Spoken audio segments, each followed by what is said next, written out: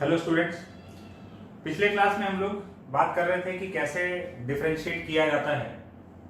तो हम लोग dy by d x calculate करना सीख लिए थे, मतलब डिफरेंशिएट करना अपने को आ गया था। ठीक है, तो हम लोग ये बात कर चुके हैं कि हाउ टू डिफरेंशिएट। अब हम लोग बात करने वाले हैं, अब हम लोग देखेंगे वाई टू डिफरेंशिएट। डिफरेंशिएट हम लोग कर क्यों रहे हैं, है ना, उसका हम लोग क्या यूज करने वाले हैं फिजिक्स में। तो आप समझते हैं, तो हम लोग फाइनली वहां पहुंच ही गए कि वाई टू डिफरेंशिएट। तो डिफरेंशिएशन का ये इस्तेमाल देखो, dy by d x as rate major.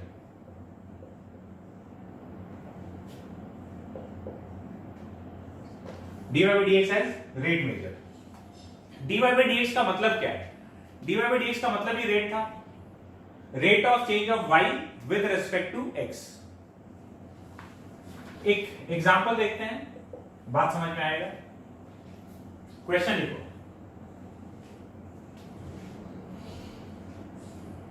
Radius of a circle, question लिख रहे हैं, radius of a circle is increasing at the rate 2 centimetre per second. Find, यहां लिख लेते हैं, radius of a circle is increasing at the rate 2 centimeter per second. Find rate of change of area when radius is 3 centimetres. ये अपना question है। Radius of a circle is increasing at the rate 2 centimetre per second. Find rate of change of area when radius is 3 centimetre. तो देखो, एक circle है, circle का radius जो है वो टाइम के साथ इंक्रीज करता जा रहा है। ये इसका रेडियस हो गया, यूनिट क्या दे रखा है, 2 सेंटीमीटर पर सेकेंड। मतलब ये 2 सेंटीमीटर पर सेकेंड क्या है, ये है rate of change of radius with respect to time, मतलब ये dr बाई dt का वैल्यू है। 2 सेंटीमीटर पर सेकेंड क्या है, टाइम जब 1 सेकेंड बढ़ता है तो रेडियस 2 सेंटीमीटर इंक्रीज हो जाता है। तो ये बेसिकली जो शब्दों में लिखा हुआ है कि circle, radius of a circle is increasing at the rate 2 centimetre per second, ये है rate of change of radius with respect to time. Time के रिस्पेक्ट में कैसा पता चला, यूनिट देख के।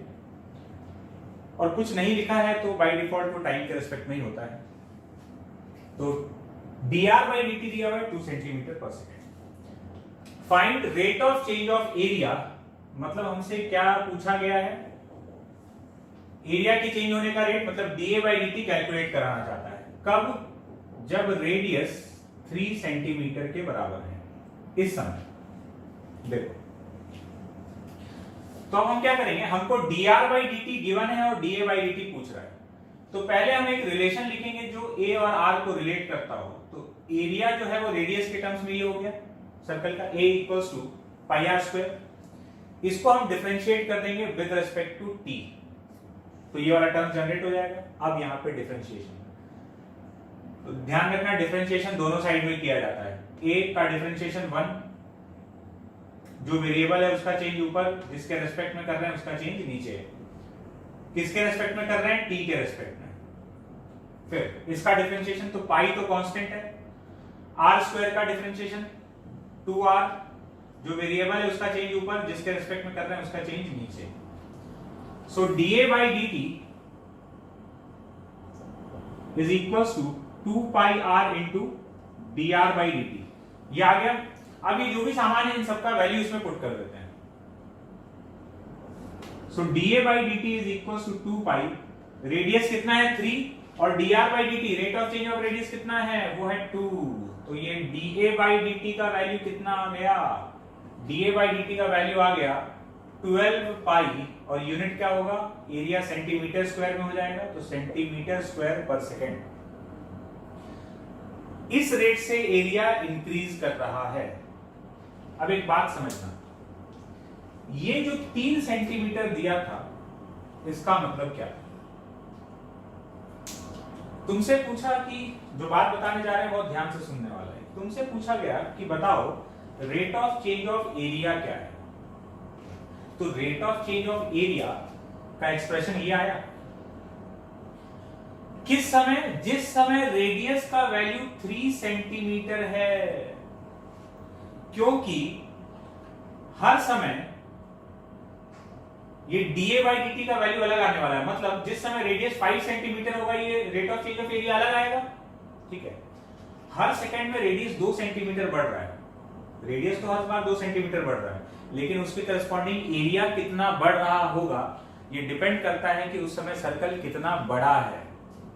ठीक है, मतलब ये है, एक चीज समझना, हम इसी एग्जांपल को एकदम डेप्थ में बात कर रहे हैं। आंसर तो आ गया अपना, ये समझना कि भाई सर्कल ये रहा और एक सर्कल इतना बड़ा है, दोनों में 2-2 सेंटीमीटर का रेडियस इंक्रीज कर दिया गया। इसका भी 2 सेंटीमीटर इंक्रीज हुआ और इसका भी 2 सेंटीमीटर इंक्रीज हुआ। तो इसके एरिया में तो इतने का चेंज आया, ये वाला, और इसके एरिया में ये वाला चेंज आया। कौन सा चेंज ज्यादा है? डेफिनेटली ये वाला चेंज ज्यादा है। और रेडियस सर्कल अगर और बड़ा होता तो वहां से अगर उसका रेडियस 2 सेंटीमीटर बढ़ाते तो एरिया में और ज्यादा चेंज आता। ये एरिया में चेंज आया इतना, और इसके एरिया में इतना ही चेंज आया। तो dr by dt, रेडियस हर समय 2 सेंटीमीटर बढ़ रहा है, तो उसके करस्पॉन्डिंग एरिया में कितना चेंज आएगा ये डिपेंड करता है कि उस समय सर्कल कितना बड़ा है उस समय के रेडियस पर।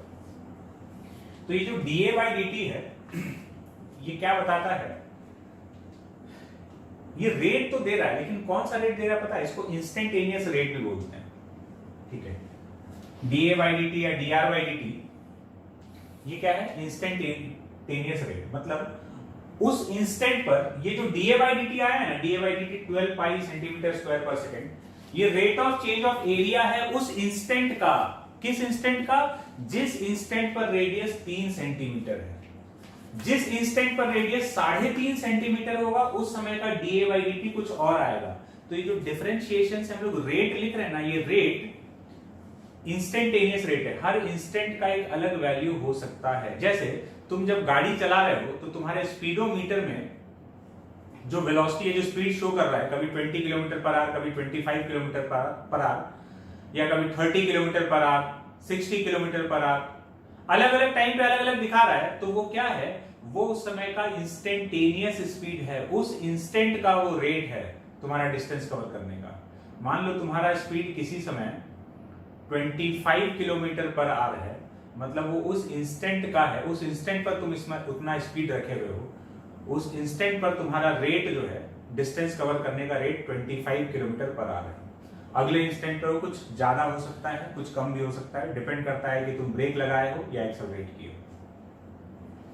तो इससे जो हम लोग को मिल रहा है वो क्या मिल रहा है? इंस्टेंटेनियस रेट है ना।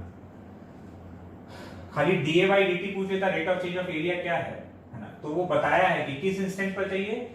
जिस समय रेडियस 3 सेंटीमीटर था उस समय, क्योंकि हर समय ये वैल्यू अलग अलग आ सकता था। ठीक है, एक और क्वेश्चन देखते हैं।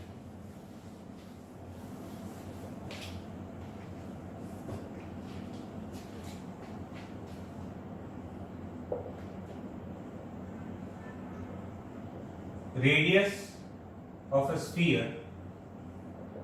is increasing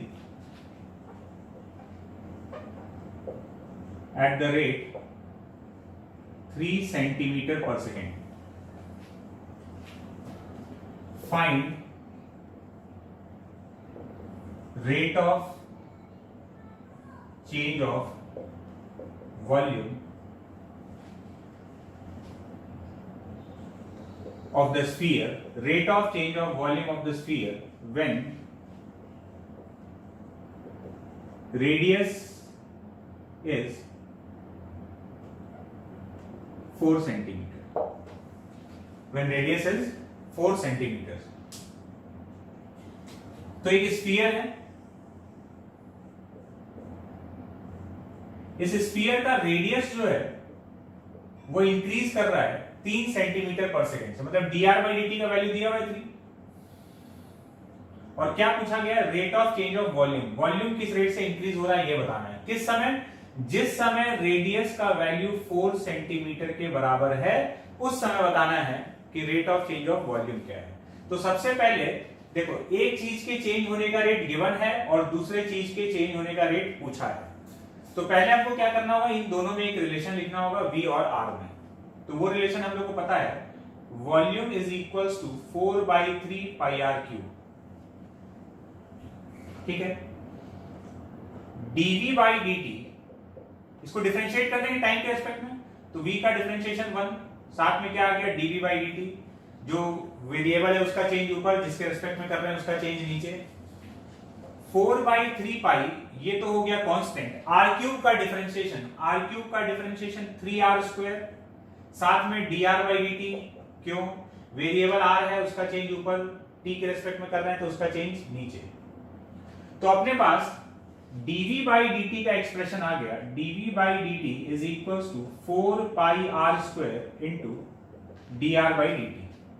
अब बस वैल्यू पुट कर देते हैं,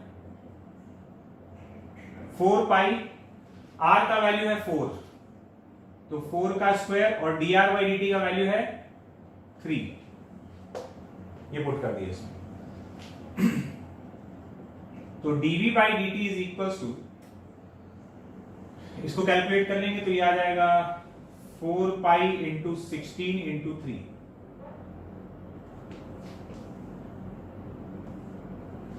48 इंटू 4, तो 48 इंटू 4 हो गया 192 पाई सेंटीमीटर क्यूब पर सेकेंड। वॉल्यूम का चेंज है इसलिए सेंटीमीटर क्यूब, ठीक बात है।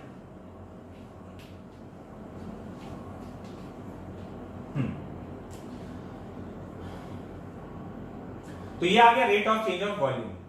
तो अगर रेडियस उस समय 3 सेंटीमीटर होता, तो रेडियस 3 सेंटीमीटर होता तो ये कुछ और ही वैल्यू देता है ना। तो ये क्या है, ये उस इंस्टेंट पर वॉल्यूम के चेंज होने का रेट है जिस इंस्टेंट पर रेडियस कितना है, 4 सेंटीमीटर है। तो हर इंस्टेंट पर ये एक अलग अलग वैल्यू दे सकता है। एक और देखते हैं।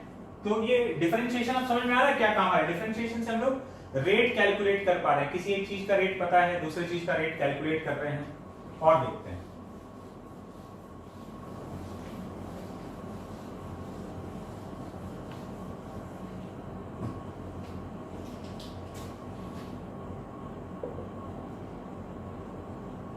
sides of a rectangle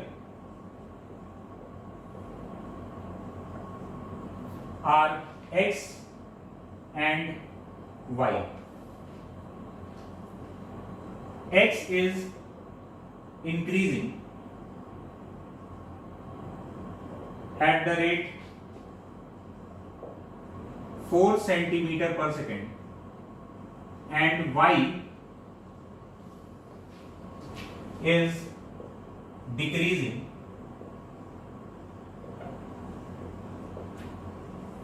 at the rate 5 centimeter per second. Find rate of change of perimeter and rate of change of area when x and y are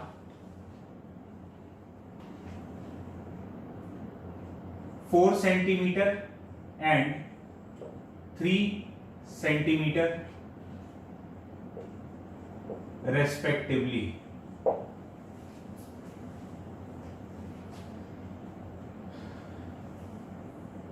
देखो समझते हैं क्वेश्चन में क्या बोल रहा है। एक रेक्टेंगल है जिसका साइड्स x और y है, ये x हो गया, ये y हो गया। x इंक्रीज कर रहा है, x is increasing at the rate 4 centimetre per second, dx by dt दिया हुआ है 4 centimetre per second. And y is decreasing eight the rate 5 centimetre per second. y जो है वो डिक्रीज कर रहा है 5 सेंटीमीटर पर सेकेंड से, तो इसको हम लोग माइनस लिखेंगे। जो भी चीज इंक्रीज कर रहा होता है उसका रेट प्लस में होता है, और जो भी चीज डिक्रीज कर रहा है उसका रेट माइनस में। रेट में माइनस साइन आने का मतलब ये कि वो डिक्रीज कर रहा है। क्यों? ये माइनस प्लस कैसा है? बहुत सिंपल सा बात है। जैसे तुम dx या dy लिख रहे हो, इसका मतलब क्या है? चेंज इन x या चेंज इन y, और चेंज मतलब हमेशा final value minus initial value. ठीक है, चेंज जब भी लिखा जाता है, चेंज का मतलब होता है final value minus initial value. तो अगर कोई चीज इंक्रीज कर रहा है तो फाइनल वैल्यू ज्यादा होगा और इनिशियल वैल्यू कम होगा, तो ये चीज पॉजिटिव आएगा। और अगर कोई चीज डिक्रीज कर रहा है तो फाइनल वैल्यू कम होगा और इनिशियल वैल्यू ज्यादा होगा, तो ये जो चेंज है ये नेगेटिव आ जाएगा। बात समझ में आया? तो इसी हिसाब से अगर कोई चीज डिक्रीज कर रहा है तो उसका जो रेट है, चेंज होने का रेट, वो नेगेटिव है, और कोई चीज इंक्रीज कर रहा है तो उसके चेंज होने का रेट पॉजिटिव है। तो dx by dt dy by dt given है, और किस मोमेंट पर फाइंड करना है? जब x का वैल्यू 4 सेंटीमीटर है और y का वैल्यू 3 सेंटीमीटर है। इस समय हम लोग से कैलकुलेशन करवाना चाहता है। तो अब हम लोग आ जाते हैं कैलकुलेशन पर। पहले हमसे पूछा कि बताओ पेरीमीटर के चेंज होने का रेट क्या है। तो भाई पेरीमीटर का एक्सप्रेशन है, इस स्क्वायर का पेरीमीटर, सॉरी रेक्टेंगल का पेरीमीटर हम लोग लिखेंगे 2x + y। डिफरेंशिएट कर देते हैं, p का डिफरेंशिएशन 1, साथ में dp by dt 2 बार आ गया, x का डिफरेंशिएशन 1, साथ में dx by dt, y का डिफरेंशिएशन 1, साथ में dy by dt। कहां से आ रहा है ये? p का डिफरेंशिएशन 1 जो वेरिएबल था उसका चेंज ऊपर, जिसके रिस्पेक्ट में कर रहे हैं उसका चेंज नीचे। x का डिफरेंशिएशन 1 जो वेरिएबल है उसका चेंज ऊपर, जिसके रिस्पेक्ट में कर रहे हैं उसका चेंज नीचे। y का डिफरेंशिएशन 1 जो वेरिएबल है उसका चेंज ऊपर, जिसके रिस्पेक्ट में कर रहे हैं उसका चेंज नीचे। Now dp by dt 2, dx by dt कितना है? 4, dy by dt कितना है? -5।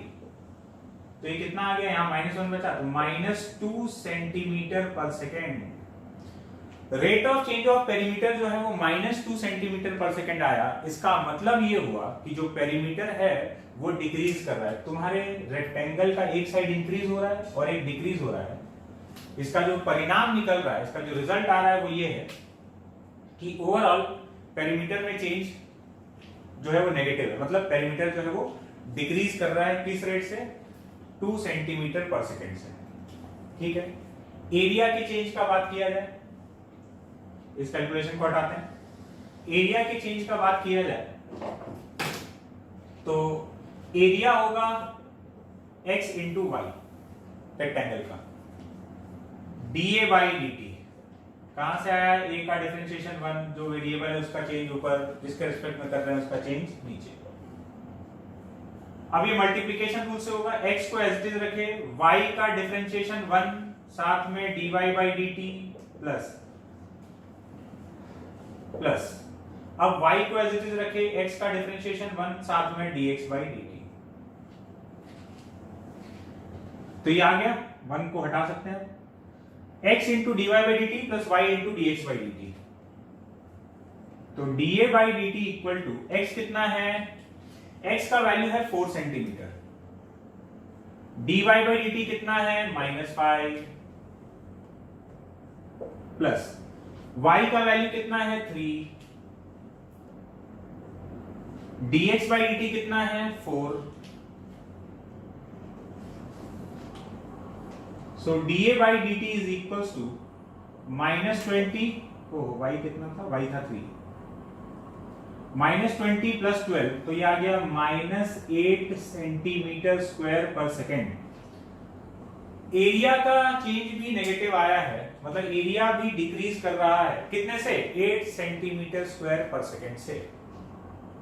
ठीक है, तो इस तरीके से हम लोग dy by dx को रेट मेजर करने में यूज कर रहे हैं। dy by dx रेट हम लोग को बता रहा है। तो बात क्लियर हो रहा है कैसे कर रहे हैं हम लोग? कुछ चीज का चेंज होने का रेट दिया हुआ रहता है, किसी का चेंज होने का रेट कैलकुलेट करना होता है। अब हम लोग एक फिजिकल सिचुएशन की तरफ चलते हैं। ठीक है, जिसमें जैसे अभी क्या है समझो कि लैंग्वेज में तुमको सीधा dx by dt, dy by dt या जो भी बताना था बता दिया। अब एक फिजिकल सिचुएशन जो हम लोग कई बार देख चुके होंगे उस पर, वहां हम लोग इस रेट मेजर को इस्तेमाल करके देखते हैं।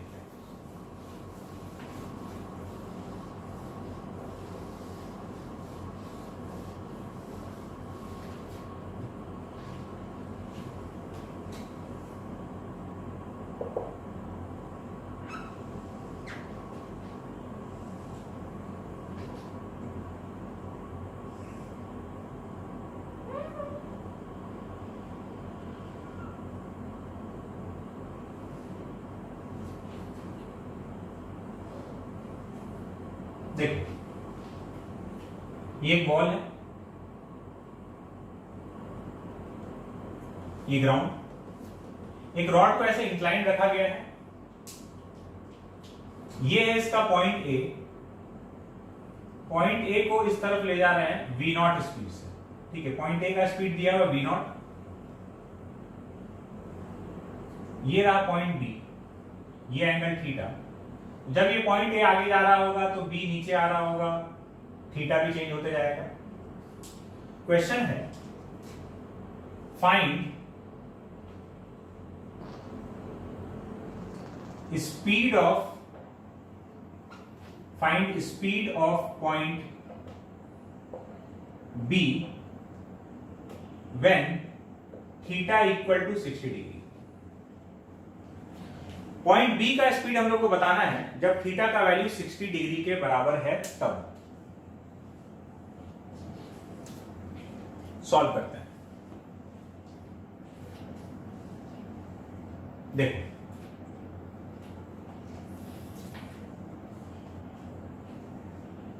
थीटा पॉइंट बी जो है यहां पे, एक बात क्लियर है कि जब पॉइंट ए को आगे खींच रहे हैं तो ये बी कहां जा रहा होगा, बी डेफिनेटली नीचे आ रहा होगा, ठीक है।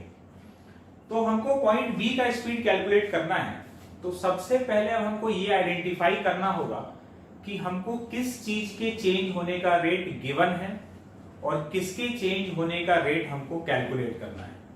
पहले ये बात लैंग्वेज में गिवन होता था, अब हमको डायग्राम से ये बात एक्सट्रैक्ट करना है। जैसे देखो, अब समझना बात को, यहां से अगर हम ये डिस्टेंस x मान लें और ये वाला डिस्टेंस y मान लेते हैं और ये रॉड का लेंथ l, जब ये पॉइंट a आगे जा रहा है तो ये x इंक्रीज करता जा रहा है ना।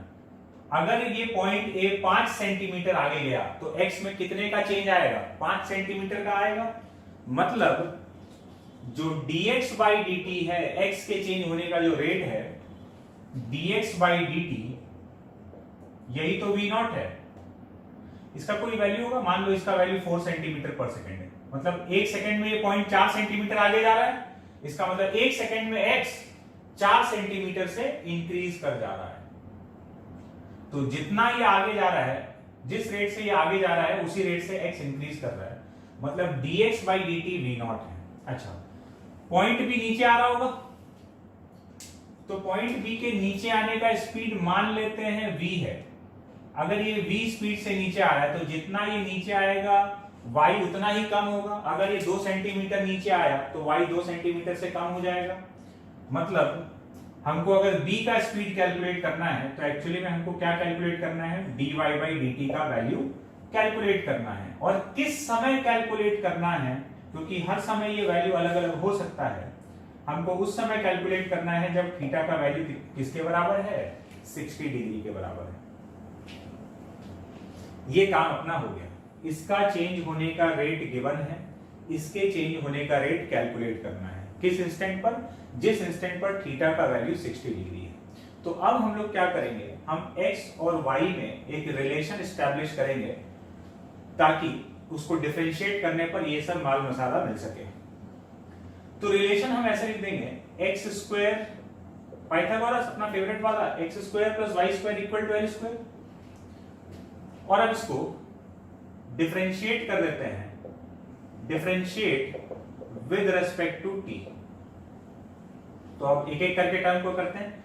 एक्स स्क्वायर का डिफरेंशिएशन 2x, साथ में dx by dt जो वेरिएबल है उसका चेंज ऊपर जिसके रिस्पेक्ट में कर रहे हैं उसका चेंज नीचे, प्लस y स्क्वायर का डिफरेंशिएशन 2y साथ में dy by dt, l square का डिफरेंशिएशन 2l साथ में dl by dt, बिल्कुल भी नहीं, l स्क्वायर का डिफरेंशिएशन 0 क्योंकि ये वाला क्वांटिटी तो कांस्टेंट है। अरे x बदल जाएगा, y बदल जाएगा, लेकिन रॉड का लेंथ तो कांस्टेंट है, तो कांस्टेंट का डिफरेंशिएशन 0, dl by dt इधर यार स्क्वायर इसका डिफरेंशिएशन 0, dl by dt 0। हमको चाहिए था dy by dt, तो dy by dt को समेट लें तो ऐसा आ जाएगा minus x by y into dx by dt। ये आ गया। इस फोटो में देखो x बाई वाई, हमको थीटा मालूम है ना, x बाई वाई किसके बराबर है, tan थीटा, नहीं sorry cot theta is base upon perpendicular, x upon y is cot theta, so dy by dt is minus of cot theta into v naught, dx by dt किसके बराबर है, v naught, ठीक है। और theta कितना है 60 degree, तो भाई cot 60 कितना होगा, cot 60 1/√3 के बराबर होता है, तो dy by dt is minus v naught by √3, ये आ गया dy by dt का वैल्यू। और देखो dy by dt नेगेटिव आया है, ये dy by dt नेगेटिव आके ये बता रहा है कि देखो y डिक्रीज कर रहा है, और ये बात तो हमको पहले से मालूम था कि भाई dy by dt तो नेगेटिव आना चाहिए था, dy by dt नेगेटिव आना चाहिए था और dy by dt नेगेटिव आया है, क्यों, क्योंकि y डिक्रीज कर रहा था। तो इससे हमको ये पता चल गया कि पार्टिकल b का जो स्पीड है वो कितना है, v naught by √3 है, और किस डायरेक्शन में, डेफिनेटली वो डायरेक्शन वहां से दिख रहा है, वो नीचे आ रहा है, तो नीचे की तरफ। बात क्लियर हो गया, हटाएं इसको। इसी डायग्राम में हम तुमसे एक और सवाल पूछ लेते हैं।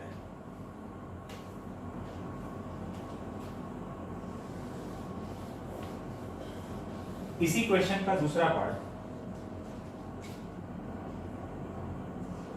Find rate of change of, ये सवाल समझ लो पहला था, find rate of change of theta when theta equal to 60 degree. जिस समय थीटा 60 डिग्री है, उसी इंस्टेंट का बात कर रहा है, उस समय D theta by d T कितना है, एंगल के चेंज होने का रेट, एंगल भी तो चेंज हो रहा होगा, तो हर समय एंगल कितने से चेंज हो रहा है ये तुमसे पूछा गया है, d theta by d t, rate of change of theta with respect to time.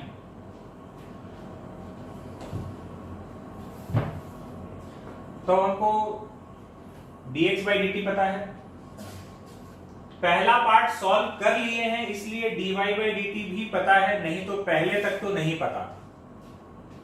अब हम क्या करेंगे, एक रिलेशन लिखेंगे बिटवीन थीटा एंड x। तो हम यहां से रिलेशन लिखते हैं, हम रिलेशन लिखे cos theta is equal to x upon l। तुम बोलोगे सर आप cos थीटा ही क्यों लिख रहे हो, मेरा मन तो sin थीटा लिखने का कर रहा है, tan थीटा लिखने का कर रहा है। अभी समझ में आ जाएगा, इसको डिफरेंशिएट करते हैं आगे रिलेशन, इसमें ये l कांस्टेंट है, इसको डिफरेंशिएट करते हैं तो cos थीटा का डिफरेंशिएशन माइनस sin थीटा, जो वेरिएबल है उसका चेंज ऊपर, जिसके रिस्पेक्ट में कर रहे हैं उसका चेंज नीचे, वेरिएबल है थीटा तो d theta by dt, 1/l ये तो कांस्टेंट है, x का डिफरेंशिएशन 1 साथ में dx by dt, ये आ गया। देखो क्या है कि अगर तुम कुछ और लिखते, मान लो tan थीटा लिखते, tan थीटा क्या होता है y अपॉन x, तो फिर जब इसको डिफरेंशिएट करते हैं ना तो थीटा भी वेरिएबल था, y भी वेरिएबल है और x भी वेरिएबल है, फिर तुमको यहाँ डिवीजन रूल से डिफरेंशिएट करना होता, बहुत ही गंदा सा एक्सप्रेशन बनता, तब भी आ जाता है ना। और मान लो कि अगर तुम पहला वाला पार्ट सॉल्व नहीं किए हो तो फिर तो तुमको ये dy by dt का वैल्यू तो पता ही नहीं है। तो तुम अपने ऊपर एक एक्स्ट्रा वेरिएबल का लोड डाल लोगे। बात समझ में आ रहा है? इसको डिफरेंशिएट करोगे तो ये भी वेरिएबल है, ये भी वेरिएबल है, ये भी है। फिर ये यहाँ सीधा डिवीजन रूल से डिफरेंशिएट होगा तो dy by dt वाला टर्म भी बनेगा, dx by dt भी आएगा और d थीटा by dt भी आएगा। ये तुमको मालूम है पहले से, dx by dt, d theta by dt calculate करना है, ये जबरदस्ती का वेरिएबल तुम डाल लिए, ठीक है। तो फिर क्या करना होगा, फिर फर्स्ट पार्ट अगर तुम सॉल्व नहीं किए हो तो तुमको करना पड़ेगा और dy by dt लाना पड़ेगा। तो फालतू का हम लोग प्रॉब्लम को एक्सटेंड नहीं करना चाह रहे हैं, तो हम x by l लिखे, l अपना कांस्टेंट था बाहर आ गया, minus sine theta d theta by dt, dx by dt का वैल्यू v नॉट है तो ये v नॉट बाई l, तो d थीटा बाई dt आ गया minus v not by l sine theta. अच्छा थीटा कितना है 60 डिग्री, साइन 60 कितना हो जाएगा √3/2, तो ये तुम्हारा वैल्यू आ जाएगा -2v0 अपॉन √3l।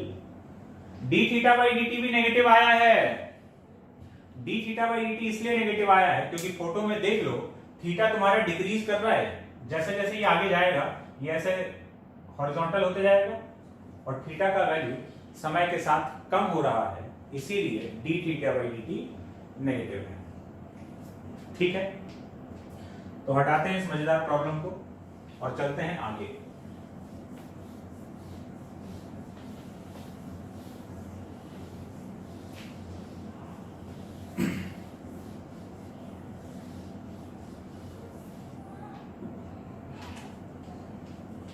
अब देखो थोड़ा सा प्रैक्टिकल एस्पेक्ट में हम लोग चले जाएं तो मोशन से रिलेटेड जो वेरिएबल्स होता है ना, डिस्प्लेसमेंट, वेलोसिटी, एक्सेलरेशन, तो वेलोसिटी जो है ना ये भी रेट है, एक्सेलरेशन जो है ये भी रेट है, जो भी जितना भी चीज डिवीजन के फॉर्म में लिखा गया है। देखो डिस्प्लेसमेंट का यूनिट तो मीटर में रहेगा तो डिस्प्लेसमेंट रेट नहीं है, लेकिन वेलोसिटी का यूनिट क्या है, मीटर पर सेकेंड, 3 मीटर पर सेकेंड, तो ये रेट है। एक्सेलरेशन मीटर पर सेकेंड स्क्वायर, तो ये भी क्या है, रेट है। ये सब चीज रेट है तो इसको हम डिफरेंशिएशन के फॉर्म में लिख सकते हैं, वेलोसिटी को भी एक्सेलरेशन को भी। तो कैसे इसको समझते हैं, देखिए जैसे डिस्प्लेसमेंट को समझना है क्या, पहले थोड़ा सा डिस्प्लेसमेंट बता देते हैं। जैसे ये straight line, suppose straight line पे पार्टिकल चल रहा है, हम लोग अभी खाली स्ट्रेट लाइन का बात कर रहे हैं। स्ट्रेट लाइन पे पार्टिकल चल रहा है, ये यहां पे था, सपोज ये 2 पर था, ये x1 2 है,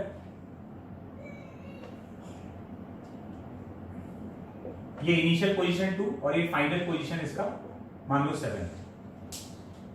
यहां से चालू होकर यहां तक गया, तो अगर हम तुमसे पूछें कि बताओ पार्टिकल का डिस्प्लेसमेंट क्या है, सबसे पहली बात तो ये क्या चीज है, तो ये है पोजीशन। जब ये यहां पर है x इक्वल टू 2 पर है, तो x इक्वल टू 2 क्या है, इसका पोजीशन है। कौन सा पोजीशन, इनिशियल पोजीशन। शुरुआत में ये यहां पाया गया, बाद में ये यहां पाया गया।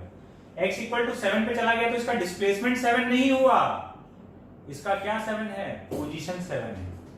ये कौन सा पोजीशन है, इनिशियल पोजीशन। पोजीशन मतलब लोकेशन। ये क्या है, ये है इसका फाइनल पोजीशन। और डिस्प्लेसमेंट क्या हुआ, तो डिस्प्लेसमेंट ये वाला लेंथ है, यहां से यहां तक गया, तो ये डेफिनेटली ये 5 मीटर है, ये वाला गैप।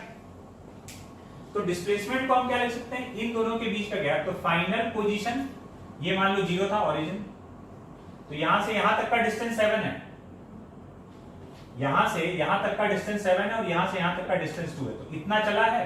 तो डिस्प्लेसमेंट को क्या लिख सकते हो, final position minus initial position delta x.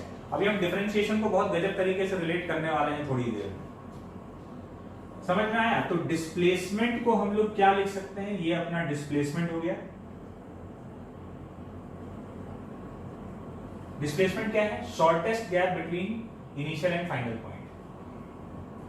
तो ये डिस्प्लेसमेंट हो गया final position minus initial position.